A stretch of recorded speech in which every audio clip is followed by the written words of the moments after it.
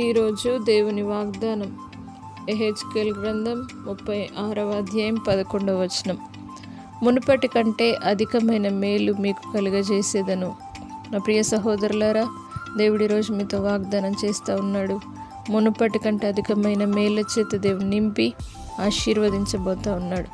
మునుపటి కంటే అధికమైన సంతోషము మీ హృదయంలో దేవుడు అనుగ్రహించి ఆశీర్వదించబోతున్నాడు. కాబట్టి ధైర్యం వహించండి.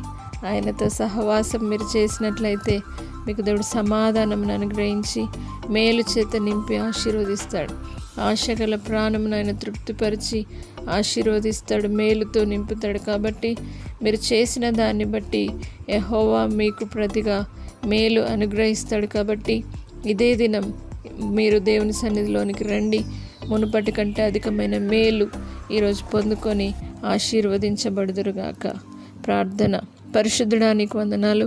మునుపటి కంటే అధికమైన మేలు కలుగజేస్తానన్నావు. రెండంతల మేళ్ళ చేత నింపి వారిని ఆశీర్వదించి నీ ప్రసన్నతను విడుదల చేసి నీ కృపలో భద్రపరిచి అధికమైన మేలు చేత నింపుమని నజరేయుడైన యేసు పరిశుద్ధ నామమును బట్టి అడిగి వేడుకుంటున్నాము తండ్రి. ఆమేన్.